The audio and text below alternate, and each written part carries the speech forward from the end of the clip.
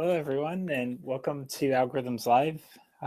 This week, we have a neat problem for you. This was the hardest problem in NAIPC this last weekend. So sorry about the weird time. I actually dodged our usual Friday 9 p.m. start time, but that was due to Code Jam. So lots of contests going on this weekend. Got through round one of Code Jam, so that's exciting for me. But there's another one this weekend, so if you haven't made it through to the next round, you get another try this weekend. So I'd like to do is focus the next few weeks, just a few announcements before we begin, is next few weeks I'd like to focus on problems from ICPC World Finals authors, if I can. I think that would be pretty neat to do. There's also this really cool Mario and Toad problem that was suggested by one of you to go over. And I think that would be pretty neat problem to go over. I'm still working out some of the details. I had one student solve it for me. I want to prove some things about it before I go over it. And as always, if you have problems you really like and you want to go over, just please suggest them. I'd be happy to go over something that's based on suggestions. So this weekend, if you didn't take a look at the score, NAIPC was pretty hard, especially for North American teams. But congrats to MIT. They were champion of the contest. They solved 10 problems out of the 11. This was the only problem they didn't solve, was the ski resort problem. And Tsinghua University, for Open Cup's version of this, solved the entire set. So that was just really impressive. And the only team to solve this problem in contest. But if you liked the problems or didn't like the problems in NAIPC, let me know. Would love to hear feedback on what you guys thought of the set. And if you want me to cover a solution to any of the problems, if you think a problem should be covered, let me know and I'll put it on the show. So there was a question, who is the problem setter of this problem? This is actually my problem. So as one of my contributions to the set. We had two authors and then one unknown author that wrote one of the problems, but it was Lewin and me ended up writing most of this set, putting it together. But for future years, we definitely need more writers. So if you have cool problem ideas, send them over to Van B when he does his call for problems. It would be good to have variety in the writing. All right, so let's begin. This problem's pretty challenging, but kind of neat. So let's start. So we basically have a directed acyclic graph. Just get some kind of directed graph, and it's phrased as like a skiing resort, and you basically follow paths down from this top of the mountain node, and every single node has a snack stand. And you'd like to place a favorite snack at each of these snack stands, I guess you're given a k value. So if k equals 1, you're just placing a snack at one of these snack stands. But then for some query nodes, you have to basically make it that the skier has to stop at your snack stand and buy your snack on the way down the mountain. There's also a few cases where they shouldn't have a choice. Like if they figure out where they want to go in the mountain for one of the pieces of the query set, they shouldn't have a choice on which vertex to stop at to pick your snack, like once they pick where they're skiing. So I guess I can give there's a couple of examples I can give, but here's the main thing is no choice for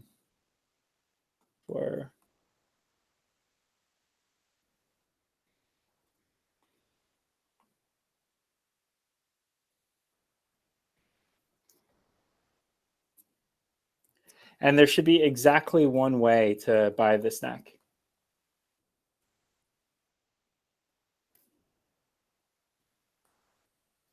So basically on the way to the destination, there should be exactly one snack.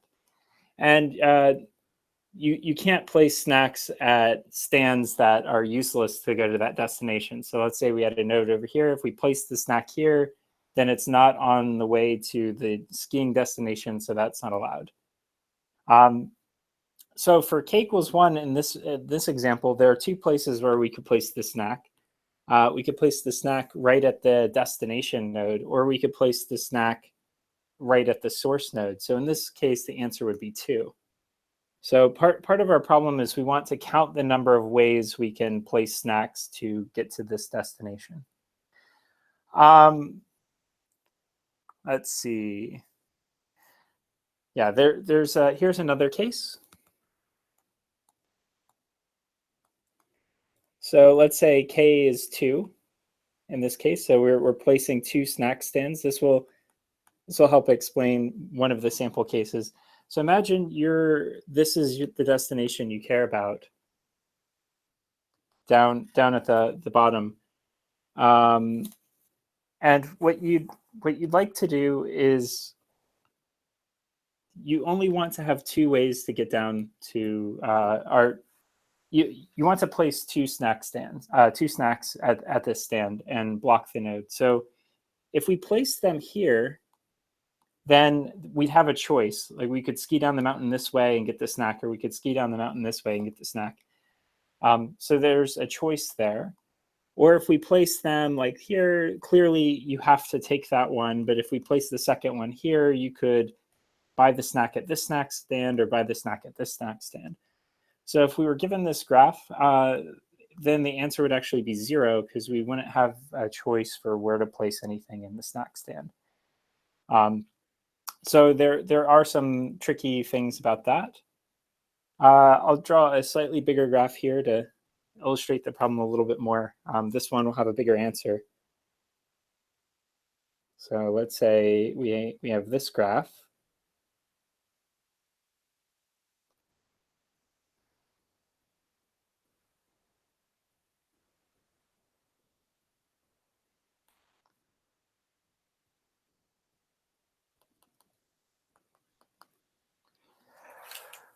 Okay, so what we have here is we have 2 destination nodes. And what we'd like to do is, so I have these 2 destination nodes. What are our options for placing snack stands? Well, one thing is if k was 2 in this example. So if k is 2, then I could place a snack stand here and place a snack stand here, and you block off this node. I could also place the second snack stand here or the second snack here. So I get a few options. I get 3 options on the right I could possibly be placing them.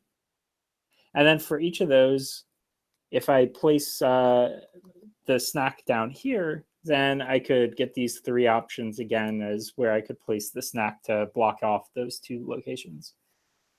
So in this case, there's 2 ways I could place it down the left branch and 3 ways I could place it down the right. So the number of ways I could place snack stands is 6. You'll notice if I tried placing my snack here, it doesn't block off. I can still go this way. And so that wouldn't be allowed. So I wouldn't be able to place a snack there or a stand there. And similarly, if I place 2 here, then I block off. I basically have a choice again.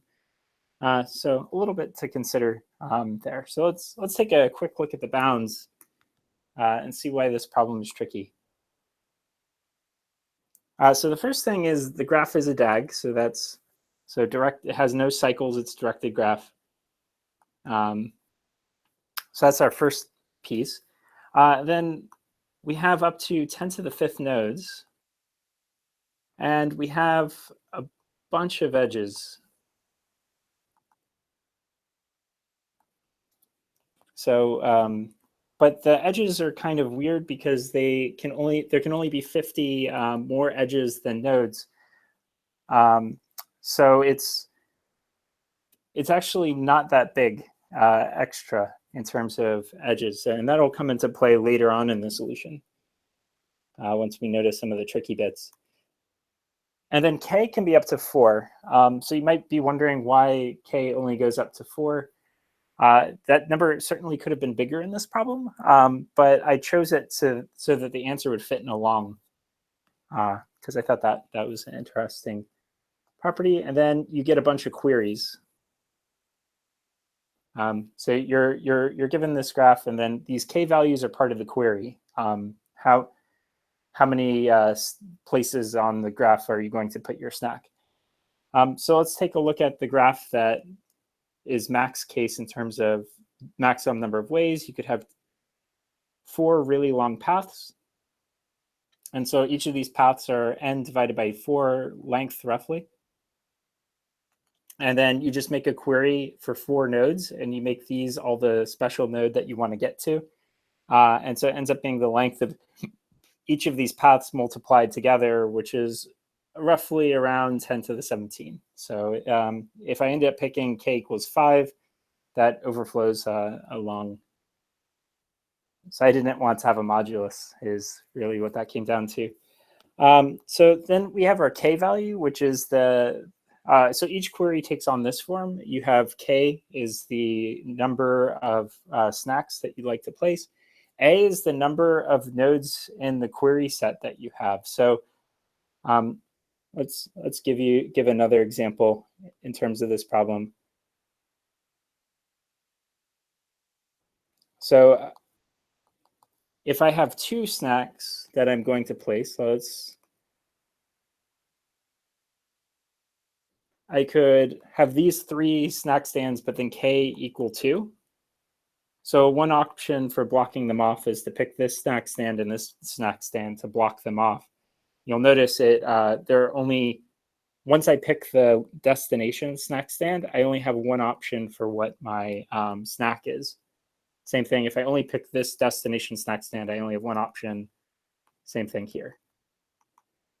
So you could have a whole mess of nodes that you're trying to, our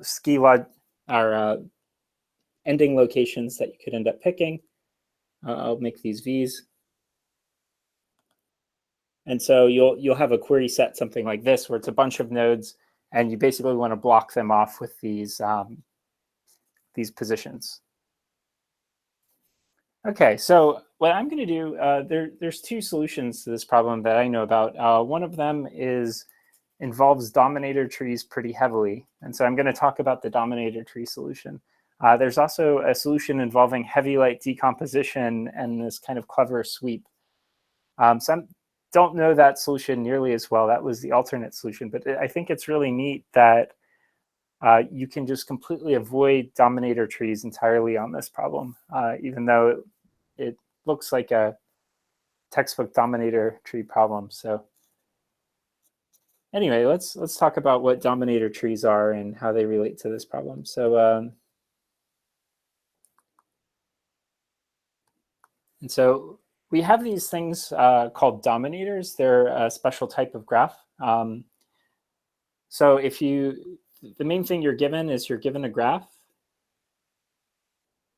and then some node S, which is the starting node of the graph.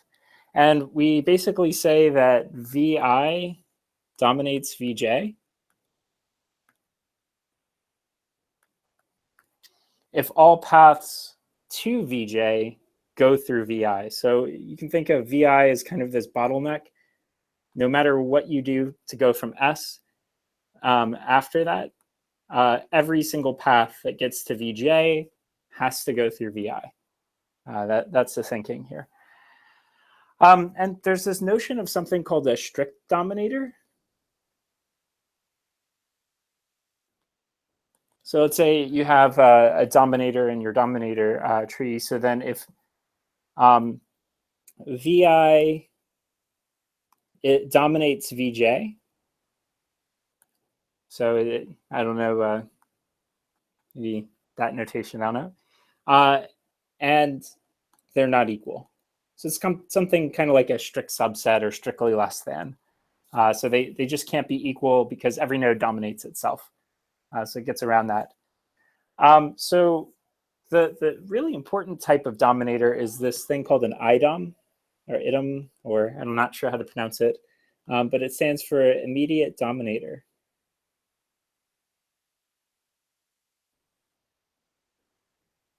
And so what you have is if Vi strictly dominates Vj,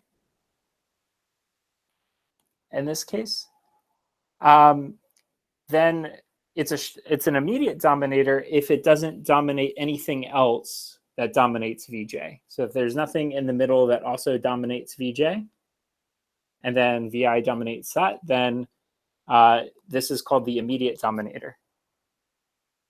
So, and it's got to be a strict dominator, so they can't be equal. But if nothing else dominates it in the middle, then you're good. You have an immediate dominator. And so the observation is, so you could build a graph based on this domination, regular dominators. So it ends up looking like this really connected graph where basically it's a transitive closure of domination, basically. But if you only look at immediate dominators, if you only look at the ones that immediately dominate, it forms a tree structure. And so that's the observation is the immediate dominators are unique.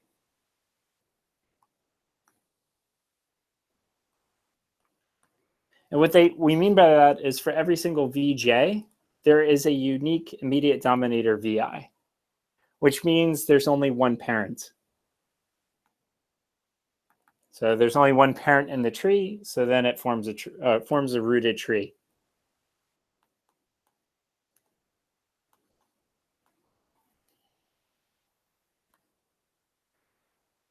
One parent except for the root. The root is not does not count in terms of this. So kind of a neat thing is these dominator trees, they exist for any directed graph. You could take a directed graph that have tons of cycles, and you can still form this dominator tree out of it. And so it doesn't just work for DAGs, but one nice thing is there's a lot of special properties if you do a dominator tree on DAGs. And you'll see in this problem, it's really what we're taking advantage of is the fact that there's all these special properties for dominator trees. So let's see how to construct them for DAGs. So you can construct them in linear time for any directed graph. There's a really complicated algorithm for that. What I'm just going to focus on, and particularly for this problem, is constructing dominator trees for directed acyclic graphs. So here's the idea. So imagine we have our graph like this.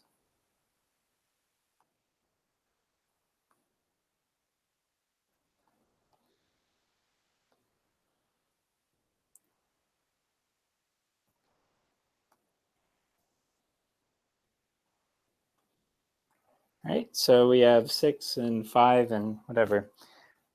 Well, we want to construct the dominator tree. So the dominator tree, the root is our S value, so that'll just be 1. And then it should be fairly obvious that 2 gets just dominated by 1. That's the only other node. So that's the immediate dominator. And same thing with 3. That's the immediate dominator. But notice what happens if I look at node 4. If I try to block off node 2, if that's the immediate dominator, I can just dodge it by going to node 3 and getting around. And similarly, if I block off node 3, then I go to node 2. And so look at how this looks in the dominator tree. If I have node 2 here and node 3, these are the immediate dominators. But if they both go to 4, then I can get around them by going through the other one in the tree. So essentially what I really care about is I just look at these 2 nodes for my node 4, and I'm not sure where that goes. I take the LCA of those 2 nodes in my dominator tree. So if I can quickly just find the LCA, I prefer using binary lifting for this. So you can look that up later. You can just find LC of those 2 nodes. And now node 4 points to that LCA, so it goes down like this. So then I could look at node 5. Well, node 5 hooks up to node 3. I just look at, so I basically just look at all my incoming edges. And that tells me what to hook up to when I'm constructing this Dominator tree. And then I get to node 6, I take the LCA of 4 and 5, because it's these two edges, and I just hook that up, and that ends up hooking up, the LCA of 4 and 5 ends up being the root, so this is node 6. And so that's my Dominator tree for this graph. So you can find this strict Dominator by just doing LCA of some number of nodes. Okay, so let's do a more complicated version, so you can just kind of see this Dominator working. So I have 1, go out to 2, 3, 4, 5, 8.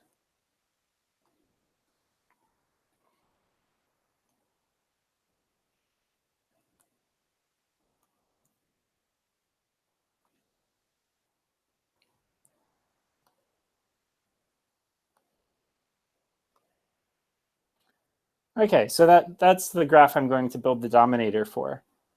Something a little bit more complicated, you can kind of see these LCAs working together. So I'll take node 1, I go down to the next node. So kind of just doing a BFS down the graph is one way to look at it, or topological sort down the graph. And so I look at all incoming nodes of 2, I find the LCA, that's just going to be 1. Same thing with 3. Builds out like that. So then I'll do 4 next. Well, 4's only incoming node is 2, so that strictly dominates it. Same thing with 5. And so I need to go in topological order here. So I'll do node 7 next. 3 strictly dominates it. So then I get to this node 6 in terms of my top order. Well, 6 has 2 incoming edges, this 3 and this 7. So I just take the LCA of 7 and 3, that ends up being 3.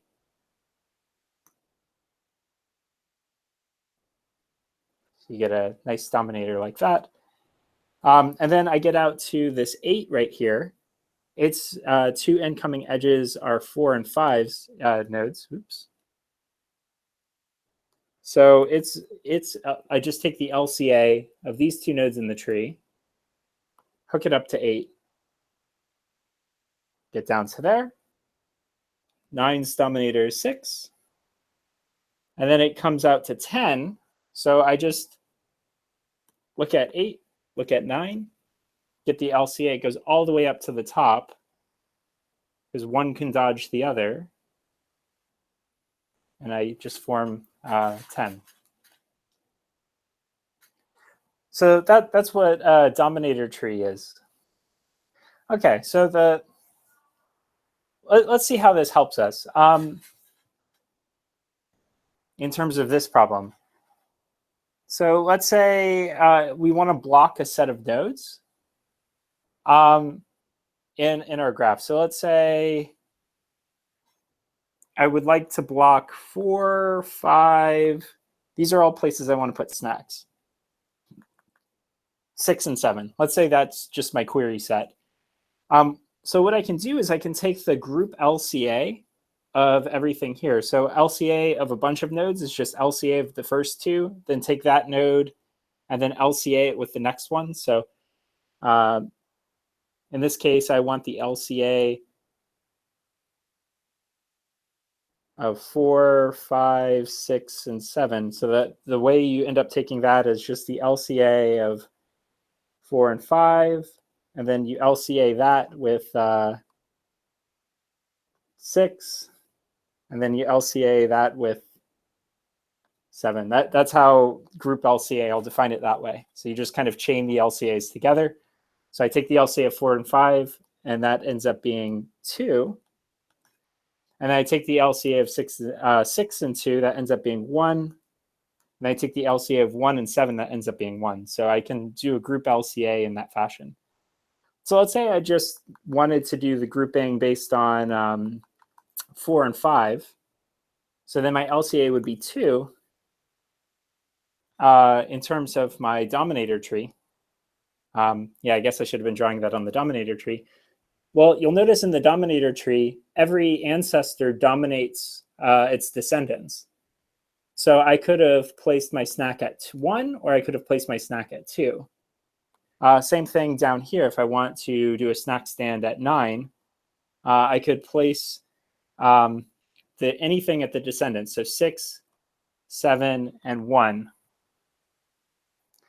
So it is very convenient. I can basically dodge this 7 because of the way the Dominator tree is structured in terms of placing snacks. So the key thing here is this handles the k equals 1 case very nicely. I can just do Dominator tree. So I can find the LCA of all my query nodes, find that node, basically look at all the nodes above me, and that would be my answer for k equals 1.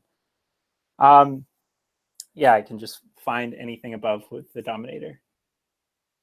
Yes, and the Dominator tree is always a tree, regardless if it's a cyclic graph or not. Okay, so let's take a look at k greater than 1. That's going to be the trickiest case here.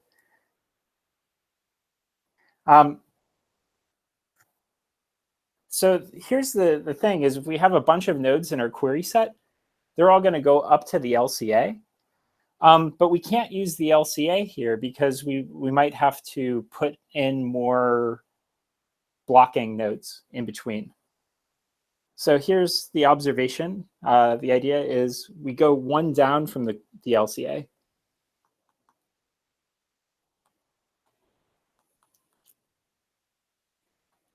So let's say I have a bunch of query nodes.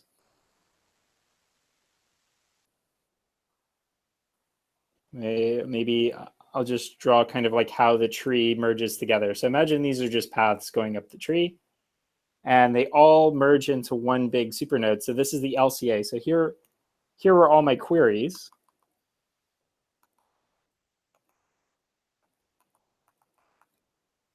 And here's the LCA. Now, if I go 1 node down from that LCA, I get the nodes here, the nodes here, the nodes here. And I basically split this off. So if k equals 3, this is great because I can just pick these nodes, right? Going 1 down, I've already grouped the groups together by going 1 down. That's the only way I could really split these up. And then based on each of these groups, I could find the LCA of those groups. So here's an LCA, here's an LCA, here's an LCA. And the answer would be something in the middle here. Or so we hope. We'll see in a minute why this is not the best idea. But the key observation here is if you go down 1 from your LCA, you split the nodes at least by 1. And you can do this with a proof by contradiction for the item definition. You basically, if it doesn't split the nodes when you go down at least by 1, then that node that's 1 down from you would have been a dominator. And so there's your contradiction. So it's a pretty simple proof. All right. So what we'd like to do is we'd like to split it this way. And certainly if the whole graph was a tree, this would work. But I'm going to show you a tricky case on why our solution still isn't done yet. So here's our tricky case. So I have my root node here. And I'm just going to make a bunch of nodes in the tree.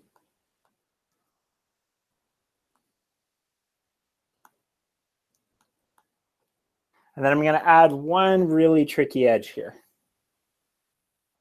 You'll see in a minute why this is so devious. Okay, so let's build the Dominator tree. So this Dominator tree looks pretty simple. It goes out to 2, goes out to 4, and then I'm going in top order, so I get 3. So it's the LCA of 4 and 1, so that's just 1. So it goes out to 3, 5, 7, 9.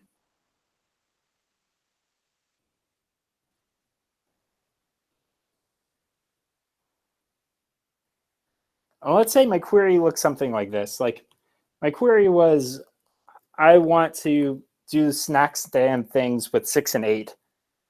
So I do snack stand things with 6 and 9, 8 and 9. Yeah, going down here. So if I'm looking just at my Dominator tree, I could say, okay, well, if my k value here on this problem, so let's say k equals 2, then I would start here. That's my LCA. Then I'd go down one level. I would find these 2 locations. And I'd say, okay, there are 4 possible stands I can place here, and there are 4 possible stands I can place here. And I end up getting 4 times 4, which is 16. So that seems like it should be the answer. But then look back at the original graph. Remember, you can't have a choice. So I'm considering maybe putting a snack stand here and a snack stand here, and then anywhere in between. But if let's say I place a snack stand here, notice the skier could do this. And if he was trying to get to this location, he actually had a choice between which snack stand to buy a snack from. So the important thing to notice here is Dominator tree is great for k equals 1, but it doesn't really help us much for this k equals 2 case, because the Dominator tree loses information when we're dealing with this graph. So that's not so great. So we basically lose a bunch of info. So let's take a look at this graph. If I place my node here, going up this tree, I still have a conflict with node 3. But if I go 1 down, then I'm okay. Everything's okay. So really, for just this case, it should be, I care about this range, 6 and 8. And I care about this range. I basically get complete freedom down the right because it doesn't conflict with anything. My answer really should be 2 times 4, which ends up being 8. So I was only half wrong, or off by half, or there's probably a better way to put that. So basically, I double count by 2. So let's take a look at kind of what's happening here. So we have our tree, and we're going down, and here's our end node. And maybe there's another path, and here's another query node, and here's another path, and here's another query node. Right, so we have a bunch of query nodes just going all around. There's going to just be some point where maybe this node right here can reach some of these other paths through some combination of edges that we don't really think about. They're not part of our Dominator tree. But it could reach some of these other branches, and that could cause problems. But the important thing is there's this whole area. If I put anything above here, I'll call this unsafe, because it basically hits anything on the right. So that's not too cool. But if I get below this node that could hit everything, I'll call this safe. And so the important thing to realize here is this is binary searchable. I could binary search up and down this path, and basically for some position in this path, I could figure out whether or not it reaches the other paths that end up going some other way. So I could binary search for this information. And we actually build a binary lifting table. So you don't even have to do a binary search. You can walk the binary lifting table and log in time. And maybe I'll do an episode where I talk about binary lifting and show you how to do that. But you can walk up and down this binary lifting table, and you can find exactly where it's no longer safe. So conceptually, you're binary searching for the safe point. The other thing to realize here is this graph is a DAG. So if this node can reach these other paths in any way, then they'll come earlier in the topological ordering of this graph. So if we were basically sorting the graph by the subtrees in the Dominator based on their topological ordering, then we're guaranteeing that the earlier branches can reach the later branches, like test for reaching the later branches, which is kind of cool. So that's going to help us out. Okay, let's look at one other tricky, weird case here that I think is kind of interesting. You might think that cross edge, so I'll draw back out this graph. And so I basically have this tricky case that's not so fun to solve.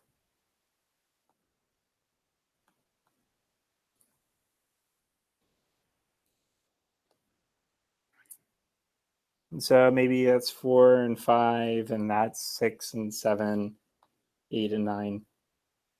Okay, cross edge. So what does the Dominator tree look like? Because that could really be affecting things. So I'll draw out my Dominator tree here. 2, 4. Yeah, maybe I'll make 3 go this way. 3. Then I go out to 6. Well, if I take the LCA of 5, it's going to be the LCA of 3 and 6 in my Dominator tree. Well, that's just going to be 1. So if I have a weird cross edge like this, it's basically just going to affect the root of the path in terms of the subtree, which is a really nice property to have. So in other words, you can't have a cross edge like this that's making pieces of this path reach other pieces of this path unless it can reach the root of the path.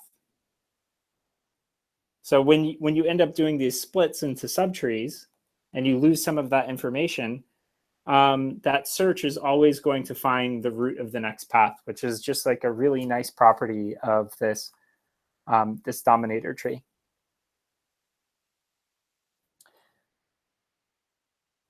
So basically when you do your split, you're splitting it into possibly 3 pieces here. Go down the tree, there might be some node through some combination of hidden edges, reaches this top of this thing, goes down here, and maybe some combination reaches the top of this thing, goes down here. And this is all going to be based on the topological order. So as long as I get the ordering of these nodes right, everything should be good. But now we have a problem. So here's the solution idea so far, right? So we have this thing where we basically have a cool way of splitting nodes going left and right and down the middle. But then we have to do this binary search for safe and unsafe. But how do we verify if it's safe or unsafe? We need to very quickly determine, can this node reach the top of this other branch? Or one of the other branches, maybe one of the branches to the right. If there are several branches all sorted by top order, can it reach one of those quickly? So we need to handle that subproblem. That's a tricky one. So how do let's write this out.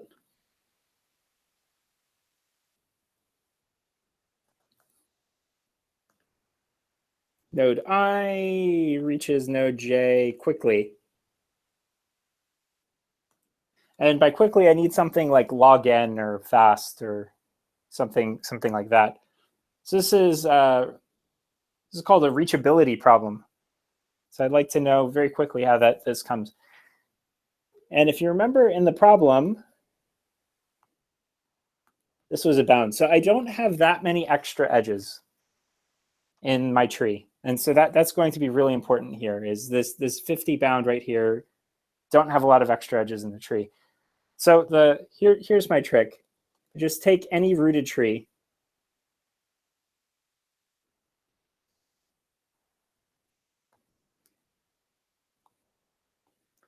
So node 1, I just do a DFS, BFS, whatever you want to do. And I compute a rooted tree from I. And so then it becomes really easy to tell if I reach J pretty quickly in this tree. So there are a couple ways to do that. I can do pre-order, post-order numbers. I've already coded binary lifting for this problem. So I can just use binary lifting and just check. I could walk like K steps up my tree, find out where I is, and see if J is the same, or if I is the same as the thing K steps up from J. That would work as well. And then I have to quickly deal with all those other edges I can't reach. So let's take a look at what this graph looks like. So let's say I have a DAG and I'm just doing my search down on my directed acyclic graph. Going down the tree, well, I might have an edge looking like this,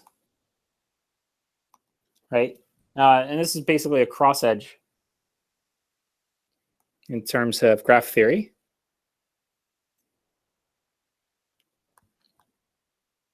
So I might have some more cross edges. So if I'm doing my DFS, if I hit something I've already seen before, or my BFS, or whatever you want to do, then those end up being cross edges. And you'll notice for every single cross edge, they all have a start.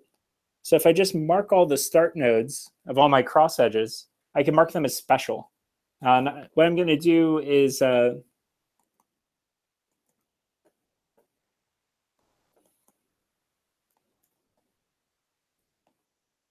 I'm just going to call those heads. So they're basically heads of my start. The start of any of the cross edges is a head. And maybe you could have multiple cross edges if you have something really complicated going on like this. But then it only goes down to one head. Okay, so here's what we're going to do. I'm going to find for every other node in this graph if I can reach one of these heads. So they're at most 51 heads. So I'm going to construct a table. And so it's a 51 by n table in size. And it basically says if I'm at some node I can I reach one of these heads? And then for every other node on the reverse graph, so the reverse graph is the same graph with all the edge structures reversed. So just reverse the direction of everything. Can this node reach everything else?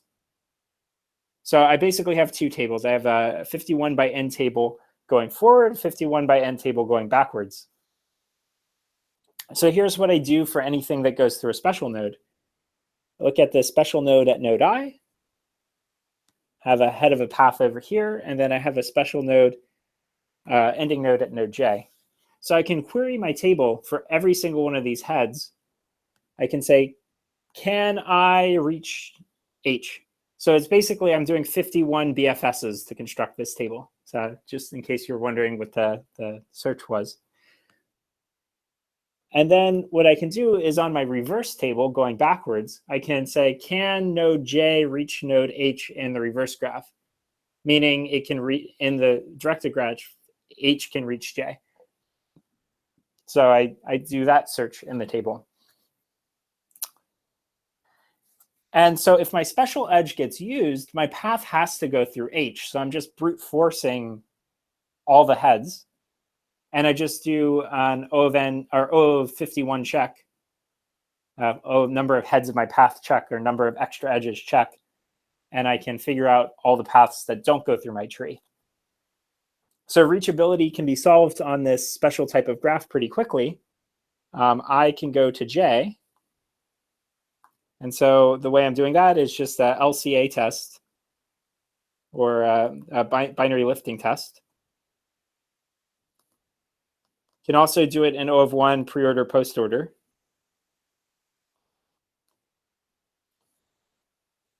So you can do that test with pre-order and post-order numbers in O of 1. But binary lifting is already coded, so I just reused it in my solution. Try to cut down on the amount of code I have to write. And then I just do 51 table lookups.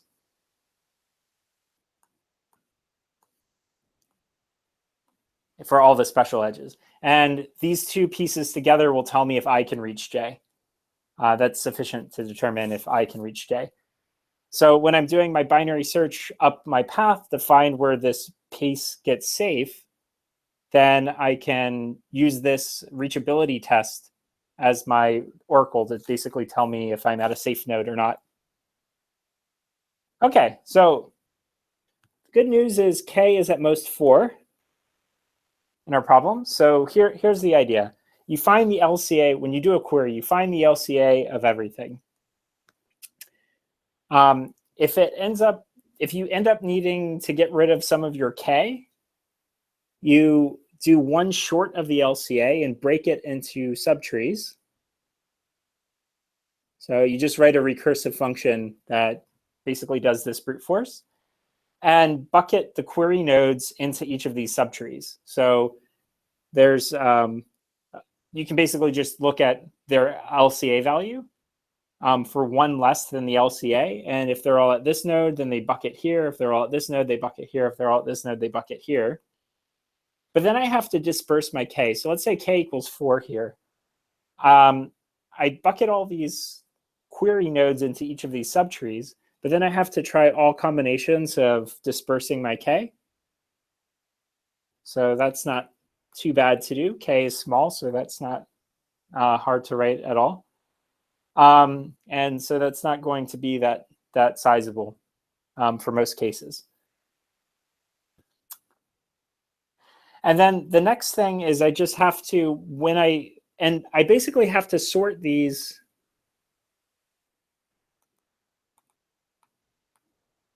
So I look at the root of each of these subtrees and I sort them by their topological order. That's one thing I want to do. Because I want to have something that over here that can reach these other things to come first in my search. And then the next thing is I just ensure that I can't reach a limit node. So what I'm going to do is at the start of each of my subtrees, I'm going to call that a limit node. So if I break it into multiple subtrees, I'm just going to keep track of that in my backtracking or my brute force, I guess you could say. So I could be coming down here, and maybe there's some path that reaches up over here, and I can just find that by reachability. Well, this is my safe location. And then maybe here's where my query node is. So the distance between my safe location and my query node tells me how many choices I have for this path for blocking this node in the Dominator tree. And then down the next subtree, I have some count. And I just multiply these counts together once I figure them out after brute forcing all the different K values and chopping them up that way. And so for this problem, the answer is just the product of all these counts.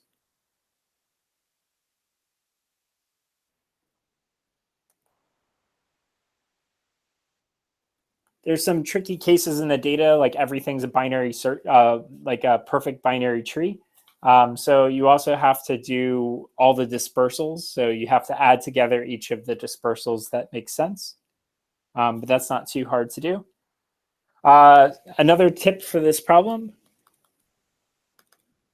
is reuse your LCA code. And I keep saying that, but so you use it for the reachability test and you use it for building the Dominator tree. It cuts down on the amount of code you have to write. And I guess I should briefly talk about the alternative solution. So the alternate solution was heavy light decomposition. So you can avoid using Dominator trees entirely, and you can do heavy light decomposition.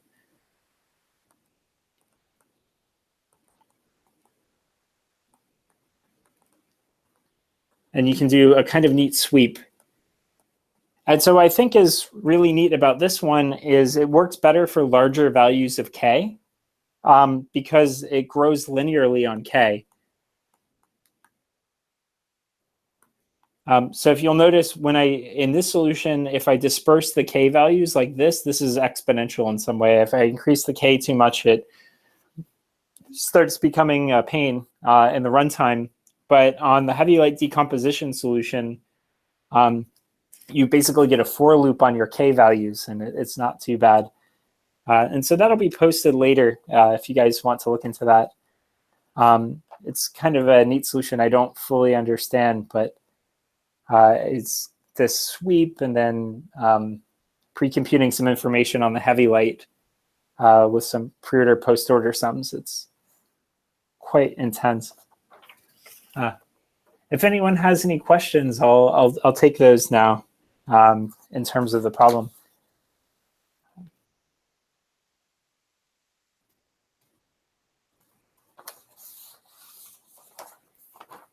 look through, make sure I didn't miss anything in the explanation as well.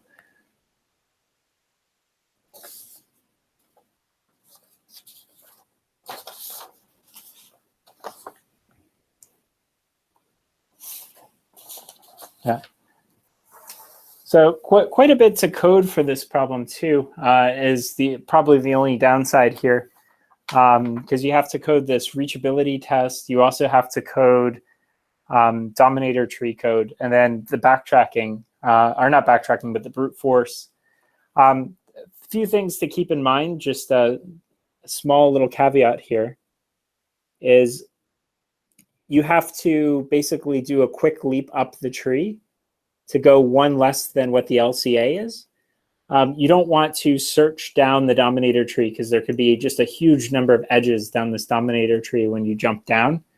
And I tried to make cases that had that kind of flaw. So you have to quickly jump up the Dominator tree using the LCA because there could be up to 10 to the 5th edges coming from the root node that you have to worry about. So you don't want to go one level down if you can avoid it. And then I have a ton of queries of size 4 of coming from all different subtrees just to make the data extra mean.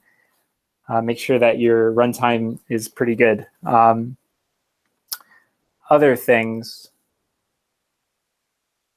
Yeah, there's a few little gotchas in this problem. If you're not careful with your runtime or like building, making sure every little piece of your code does something fast, you won't get by all the cases. All right, so it doesn't look like there's any questions. But I will say this coming Friday or possibly this coming weekend, we'll have another episode of Algorithms Live. If you want to see a specific problem for NAIPC, I'd be happy to go over anything. Otherwise, I'll probably be doing something with the World Finals authors, looking through some of their old problems, maybe going over something. I think Per Ostren has some really neat problems that I think might be worth going over. And again, another round of Code Jam next week. So excited to see what those problems look like. Maybe go over a few of those as well. But I'll see you guys all next week on Algorithms Live, and have a great week and solve lots of problems.